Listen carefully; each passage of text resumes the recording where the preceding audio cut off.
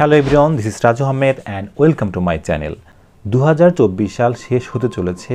এই ভিডিওটি যেদিন আমি রেকর্ড করছি তার মাত্র 3 দিন পরে হচ্ছে 2024 সাল শেষ হয়ে যাবে। সোশ্যাল মিডিয়াতে বই রিলেটেড বিভিন্ন কন্টেন্ট নিয়ে যারা কাজ করেন তারা ইতিমধ্যেই তাদের সারা বছরের পড়াশোনা নিয়ে বিভিন্ন ধরনের ভিডিও আপলোড করেছেন। সেই ধারাবাহিকতায় এই ভিডিওটি আমি তৈরি করছি। তো চলুন আজকে আমরা দেখি 2024 সালে আমি কি বই পড়েছিলাম। আজকের এই ভিডিওতে আমি 2024 সালে পড়া আমার বেশ কিছু বই নিয়ে আলোচনা করব। এই বইগুলোর বাইরেও আরও অসংখ্য বই পড়া হয়েছে আমার। বই বলতে সেগুলো ঈদ সংখ্যা বা পূজা সংখ্যা, যেমন আনন্দবাজার পত্রিকা বা দেশ পত্রিকা, আনন্দমেলার অসংখ্য সংখ্যা আমার পড়া হয়েছে। তো সেইগুলো নিয়ে আজকে আলোচনা করব না। আজকে শুধুমাত্র সিঙ্গেল বুক হিসেবে বা সিঙ্গেল বই হিসেবে যে বইগুলো প্রকাশিত হয়েছে সেই বইগুলোর মধ্যে থেকে বিশেষ কিছু বই নিয়ে আলোচনা করব। 2024 সালের একদম শুরুতে আমি যে বইটি পড়েছিলাম সেটি হচ্ছে স্যার হরিশঙ্কর জলদাসের প্রস্থানের আগে, এবং এটি হচ্ছে একটি উপন্যাস। মূলত চট্টগ্রাম এবং পতেঙ্গা অঞ্চলের মানুষের জীবনযাপন নিয়ে এই উপন্যাসটি লেখা হয়েছে, অর্থাৎ জেলেদের জীবন নিয়ে এই উপন্যাসটি লেখা হয়েছে। এটি একটি বিশাল সাইজের বই, 352 পৃষ্ঠার রয়্যাল সাইজের একটি বই হচ্ছে প্রস্থানের আগে। এই বইটি মূলত হরিশঙ্কর জলদাসের অনেকটা জীবন উপাখ্যান, মানে তার জীবনের সাথে কিছুটা মিল রয়েছে বলে আমার মনে হয়েছে। তো এই বইটি 2024 সালের একদম শুরুতে আমি বেশ সময় নিয়ে পড়েছিলাম, এবং বইটি যেহেতু আমি টানা পড়তে পারি নাই, তো গ্যাপ দিয়ে মেবি 8 থেকে 10 দিন লেগেছিল এই বইটি আমার পড়ে শেষ করতে। উপন্যাস হলেও এই বইটির লেখার বুনন, মানে এত বেশি লেখার ভেতরে যে পড়তে প্রচুর সময় লেগেছিল। তো এটাই ছিল হচ্ছে আমার 2024 সালে পড়া প্রথম বই, প্রথম উপন্যাস, হরিশঙ্কর জলদাসের প্রস্থানের আগে। বইটি প্রকাশ করেছে হচ্ছে অন্নপ্রকাশ প্রকাশনী থেকে, এবং বইটির মূল্য হচ্ছে 700 টাকা। 24-এর দ্বিতীয় যে বইটি আমি পড়েছিলাম সেটি হচ্ছে সাদাত হোসাইনের প্রিয়তম অসুখ সে। এটাও বিশাল সাইজের একটি বই, 350+ পৃষ্ঠার একটি বই। তবে এই বইটি পড়তে কিন্তু ততটা সময় লাগে না। এই বইটাও কিন্তু রয়্যাল সাইজের, এবং এই বইটাও প্রকাশ করেছে অন্নপ্রকাশ। এই বইটিরও গায়ের মূল্য হচ্ছে 700 টাকা। তো এটা ছিল হচ্ছে আমার 2024 সালে পড়া দ্বিতীয় বই। 2024 সালের রমজান মাসে আমি হযরত আবু বকর রাদিয়াল্লাহু তাআলা আনহুর জীবনীর ওপর 2টি বই পড়েছিলাম, মানে একটি বইয়ের 2টি খণ্ড আমি পড়ে শেষ করেছিলাম, এবং এটি হচ্ছে আব্দুস সাত্তার শায়খ এর লেখা। আমার যতটুকু জানা বা ধারণা যে হযরত আবু বকর রাদিয়াল্লাহু তাআলা আনহুর যতগুলো জীবনী বাজারে প্রচলিত আছে বাংলাদেশে, তার মধ্যে এই জীবনীটা হচ্ছে সবচেয়ে সুন্দর।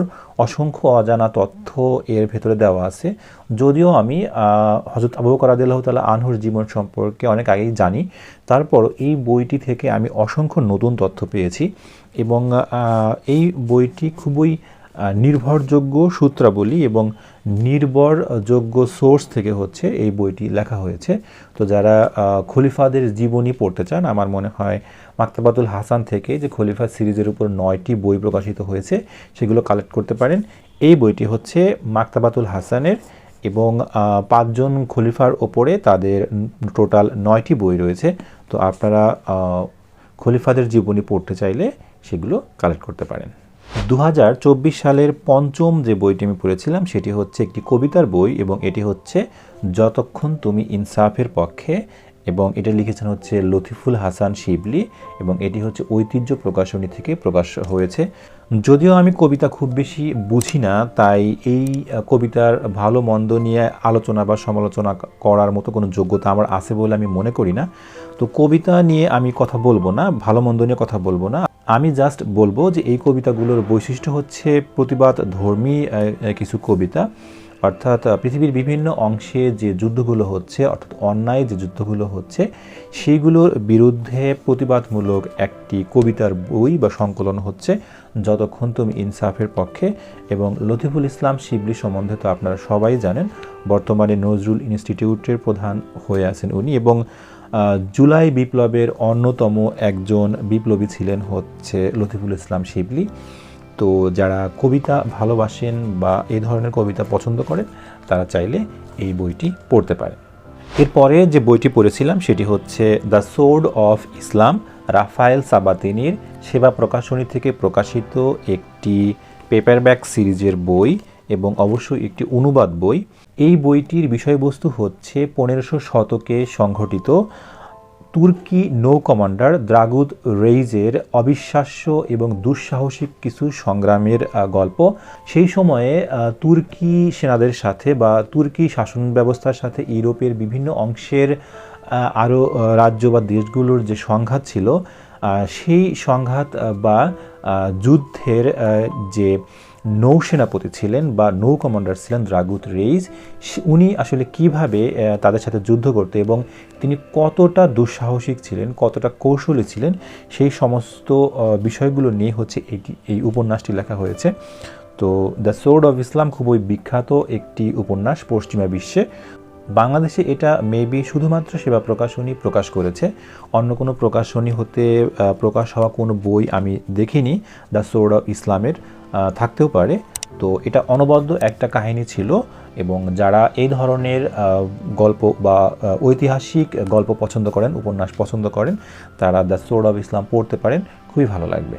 2024 সালের সবচেয়ে হাইপড যে বইটি সেটি হচ্ছে পদ্মজা। আমার মনে হয় এই বইটি একদম মুড়ি মুড়কির মতো সেল হয়েছে গত 2024 সালের বইমেলাতে।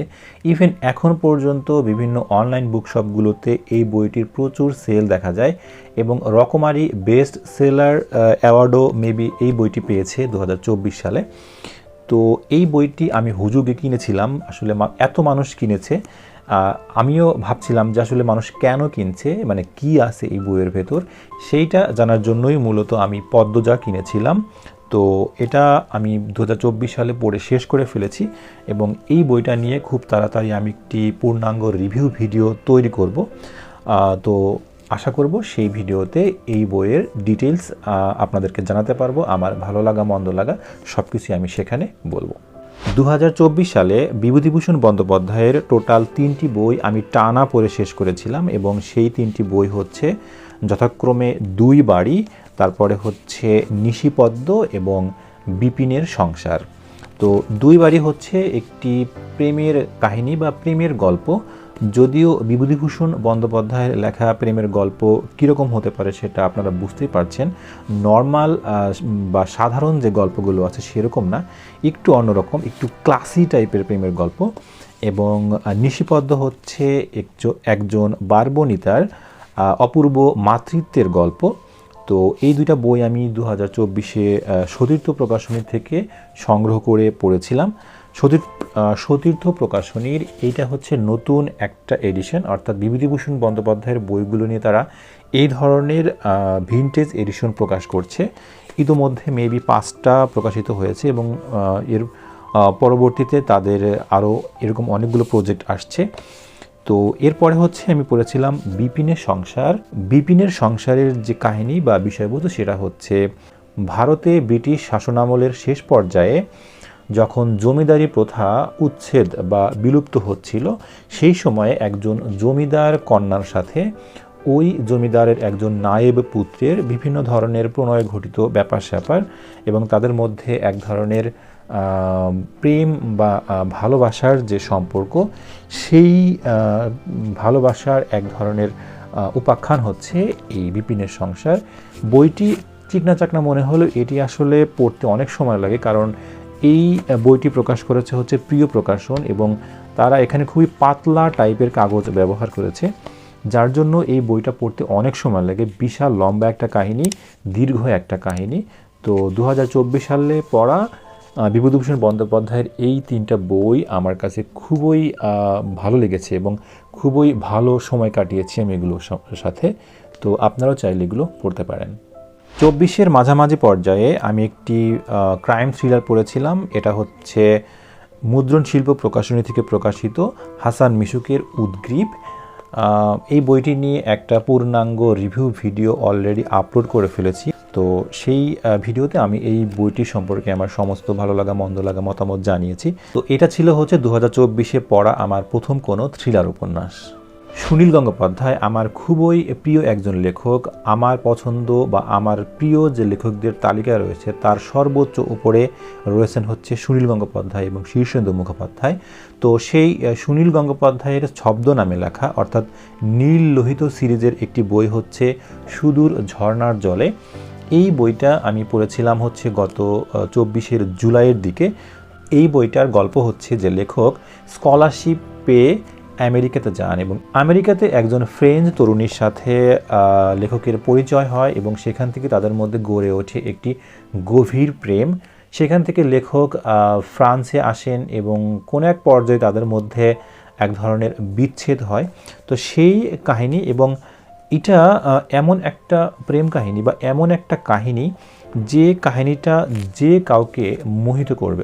মূলত ভালোবাসার কাহিনী হলেও এই বইটিতে প্রকাশ পেয়েছে হচ্ছে মানবীর শাশ্বত কিছু কামনা বাসনা এবং হৃদয় ঘটিত গভীর কিছু আবেগ।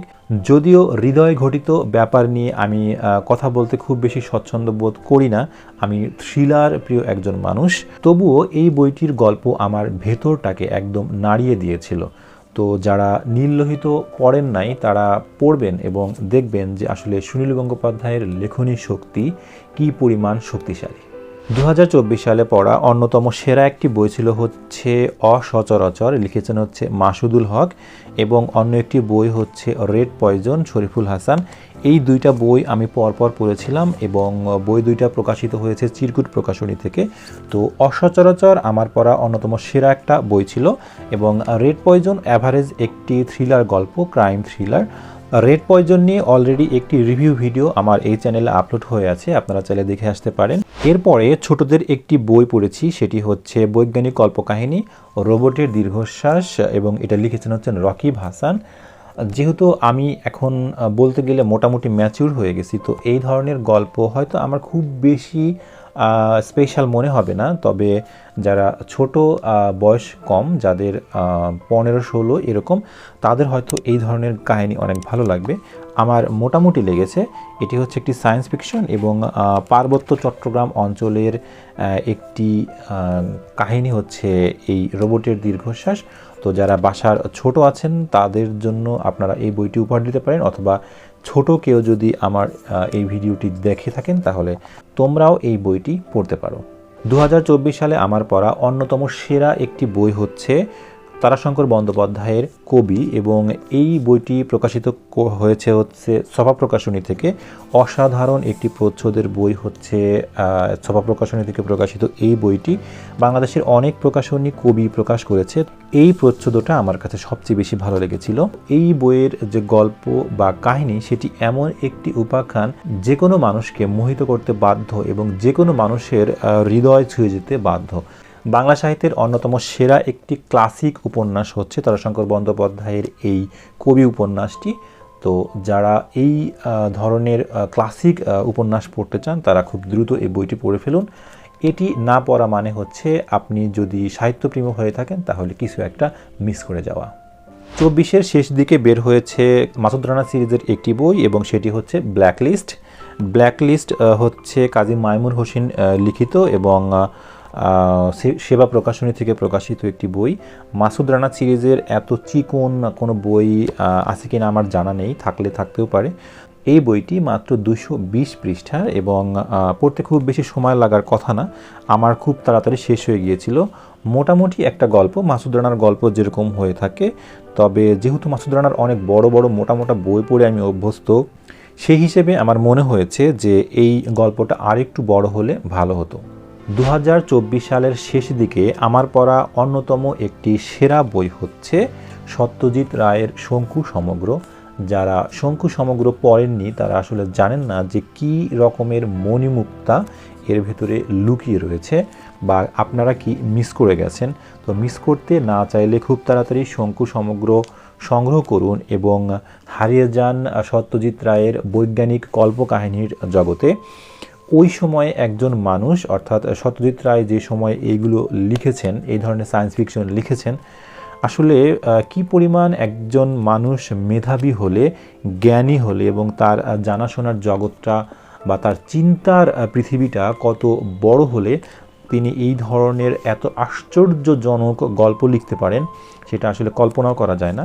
তো এটা হচ্ছে একটি গল্প সমগ্র, অর্থাৎ প্রফেসর শঙ্কু বিভিন্ন জায়গায় অভিযানে যান এবং সবই কিন্তু আসলে সায়েন্স ফিকশন, বৈজ্ঞানিক কল্পকাহিনী। তো তারই একটি সংকলন। তো অবশ্যই যারা সাহিত্য ভালোবাসেন, পড়তে ভালোবাসেন, তাদের জন্য এই বইটি একদম ফার্স্ট রেকমেন্ডেশন থাকবে। যে কোনো বই আপনি পড়ুন না কেন, 2025-এ সবার আগে এই বইটা পড়বেন। এই বইটা পড়ে আমার এতটা ভালো লেগেছিল। আমার ভিডিও যারা নিয়মিত ফলো করেন তারা অনেকেই আমার ব্যাকগ্রাউন্ডে আনন্দমেলার পূজাবার্ষিকীর অনেকগুলো সংখ্যা দেখতে পান। আনন্দমেলার প্রায় 30টার মতো সংখ্যা আমার সংগ্রহে রয়েছে। তো এগুলো সবই হচ্ছে নতুন সংখ্যা এবং পুরনো সংখ্যাগুলোতে যে কাকাবাবুর গল্পগুলো ছাপা হতো, মানে প্রকাশিত হয়েছিল, সেগুলোর অনেকগুলোই আমার সংগ্রহে ছিল না এবং সেগুলো কাকাবাবু সমগ্র একে হচ্ছে সংকলন করা হয়েছে। তো আনন্দমেলার যেহেতু নতুন সংখ্যাগুলো আমার পড়া হয়েছে, তো নতুন কাকাবাবুগুলো আমার সবই পড়া, কিন্তু সেই পুরনো কাকাবাবুর যে কাহিনীগুলো সেগুলো পড়া ছিল না, যার জন্য 2024-এ আমি কাকাবাবু সমগ্র এক পড়া শুরু করি। এবং অ্যাজ ইউজুয়াল আমার মনে হয় যে কাকাবাবুর প্রত্যেকটা গল্পই খুবই অসাধারণ, তবে প্রথম দিকের যে গল্পগুলো ছিল সেগুলো আরও অনেক বেশি অসাধারণ ছিল। তো 2024-এ কাকাবাবু সমগ্র এক পড়া এটা আমার জন্য খুবই একটা আনন্দদায়ক বা আনন্দময় ঘটনা ছিল। বছরের শেষ দিকে এসে ভূমি প্রকাশনী প্রকাশ করেছে কিং সলোমন মাইন্সের পূর্ণাঙ্গ অনুবাদ এবং প্রকাশ হওয়ার সাথে সাথেই এটি আমি সংগ্রহ করি এবং পড়ে ফেলি। আমার কাছে অসাধারণ একটা কাহিনী লেগেছিল। এর একটি ছোট ভার্সন বাংলাদেশের বইয়ের মার্কেটে পাওয়া যায়, পাঞ্জেরি কিশোর ক্লাসিক সিরিজ বা এই ধরনের একটা কোনো একটা কিছু হবে। তো ওইটা আমি একবার পড়েছিলাম, তো আমার হালকা করে একটু গল্পটা জানা ছিল। তো এইটা হচ্ছে 2024 সালে পড়া একটি ক্লাসিক নভেল, যেটা 154 বছর আগে মেবি প্রকাশিত হয়েছিল ইংরেজি ভাষায় এবং এই 2024-এ সেটা হচ্ছে বাংলা ভাষায় পূর্ণাঙ্গ রূপে প্রকাশিত হলো। তো এই বইটা 2024-এ আমার পড়া অন্যতম একটা সেরা বই এবং আমি মনে করি যে এটা খুবই ভালো একটা অ্যাচিভমেন্ট আমার জন্য যে আমি এরকম একটা বই 2024-এ পড়েছিলাম। কিং সলোমন মাইন্স লিখেছেন স্যার হেনরি রাইডার হ্যাগার্ট এবং বাংলায় পূর্ণাঙ্গ অনুবাদ করেছেন হচ্ছে খালেদ নকিব এবং এটি প্রকাশ করেছে ভূমি প্রকাশনী। এই বইটির মূল্য হচ্ছে 680 টাকা, তবে এটা ভালো পরিমাণের ডিসকাউন্টে বাংলাদেশে সেল করা হচ্ছে। বাংলাদেশের অনেক নারী লেখক ইদানিং বই লিখছেন এবং তারা অনেক ঢাউস সাইজের বিশাল বিশাল বই লিখছেন। এক একটা বই 400-500 পৃষ্ঠার এরকম অনেক বই লিখছেন বাংলাদেশের নারী লেখকগণ। তো সেরকম একজন লেখিকার আমি একটি বই ইদানিং পড়েছি। এই বইটি খুবই জনপ্রিয় একটি বই এবং যতদূর আমি জানি যে এই বইটার বেশ কিছু মুদ্রণ, প্রায় 6 থেকে 7টি মুদ্রণ শেষ হয়ে গেছে। তো এই বইটি হচ্ছে ইট পাটকেল, লিখেছেন হচ্ছে সানজিদা বিনতে শফি। তো এই বইটা আসলে কেন এত জনপ্রিয়, মানে মানুষ কেন এগুলো পড়ছে, কারা পড়ছে, সেইটি আসলে জানার জন্যই আমি এই বইটা সংগ্রহ করেছিলাম এবং পড়েছি। তো আমার এই বইটি নিয়ে যা কিছু ভালো লাগা, মন্দ লাগা বা মতামত খুব তাড়াতাড়ি আমি একটি পূর্ণাঙ্গ রিভিউর মাধ্যমে সেটি আপনাদেরকে জানাবো। বছরের একদম শেষ দিকে এসে আমি খুবই চিকন একটা বই পড়েছিলাম, মানে এই বইটা হচ্ছে মাত্র 80 পৃষ্ঠার এবং বইটি লিখেছেন মোস্তাক আহমেদ। বইটির নাম হচ্ছে প্রত্নতাত্ত্বিক আবিষ্কারের বিচিত্র কাহিনী। বইটি প্রকাশ করেছে হচ্ছে পাল পাবলিকেশন। এই বইটিতে মিশর এবং এর আশেপাশের বিভিন্ন দেশের নানান রকম প্রত্নতাত্ত্বিক যে স্থাপনাগুলো রয়েছে সেগুলোর কিভাবে আবিষ্কার হলো এবং সেই স্থানগুলো আবিষ্কার করতে গিয়ে কোন ধরনের সমস্যার সম্মুখীন হতে হয়েছে এবং সেখানকার নানান ধরনের কুসংস্কার, মিথ ইত্যাদি সংমিশ্রণে এই বইটি লেখা হয়েছে। তো বেশ ভালো একটি বই ছিল হচ্ছে এটা এবং এটা একটি নন ফিকশন বই, সত্যি কাহিনী নির্ভর বই। তো 2024-এর শেষের দিকে এসে এই বইটা আমার খুবই ভালো লেগেছে, যার জন্য আমি আজকের এই ভিডিওতে বইটি ইনক্লুড করেছি। বছরের শেষ দিকে আরও একটি বই আমার পড়া হয়েছে, সেটি হচ্ছে রাশোমন। রাশোমন হচ্ছে রিওনোসুকে আকুতাগাওয়ার লেখা একটি জাপানিজ গল্পের বই। এই বইটিতে টোটাল 7টি গল্প রয়েছে এবং এই বইটি নিয়েও আমি একটি পূর্ণাঙ্গ রিভিউ ভিডিও খুব তাড়াতাড়ি এই চ্যানেলে আনছি। তো সেই ভিডিওতে আমি আমার ভালো লাগা মন্দ লাগা সমস্ত কিছু বলবো আপনাদের। তবে এই বইটি প্রকাশ করেছে হচ্ছে নটিলাস প্রকাশনী থেকে। বইটির গেট আপ মেকআপ কিন্তু খুবই সুন্দর এবং এটি বাংলাদেশের যে প্রকাশনা জগৎ সেই রেগুলার যে বইগুলো প্রকাশিত হয় তা থেকে এই বইটা একটু আলাদাভাবে প্রকাশ করা হয়েছে। তো বিস্তারিত নিয়ে আমি একটি রিভিউ ভিডিও খুব তাড়াতাড়ি নিয়ে আসছি। বছরের সর্বশেষ আমি যে বইটি পড়েছিলাম সেটি হচ্ছে আর্নেস্ট হেমিংওয়ের the old man and the sea. গতানুগতিক ধারার যে উপন্যাসগুলো আমরা সচরাচর পড়ে থাকি, এই বইটি কিন্তু বা এই কাহিনীটি কিন্তু আসলে সেরকম নয়। এটি সম্পূর্ণ ইউনিক এবং সম্পূর্ণ আলাদা একটা উপন্যাস, যেখানে দেখা যায় যে একজন বয়স্ক ব্যক্তি তিনি মাছ শিকারের উদ্দেশ্যে সাগরে যান এবং সেইখানে একটি মাছ শিকারকে কেন্দ্র করে তার যে সংগ্রাম এবং তিনি যে যুদ্ধ করেছিলেন সেই মাছের সাথে এবং প্রতিকূল পরিবেশের সাথে, সেই রকম একটা কাহিনী নিয়ে হচ্ছে the old man and the C. খুবই ছোট্ট একটি কাহিনী। আমার হাতে যে বইটি রয়েছে সেটি হচ্ছে ফ্রেন্ডস বুক কর্নার থেকে প্রকাশিত এবং এই বইটি হচ্ছে মাত্র 90 পৃষ্ঠার একটি ক্রাউন সাইজের ছোট্ট বই।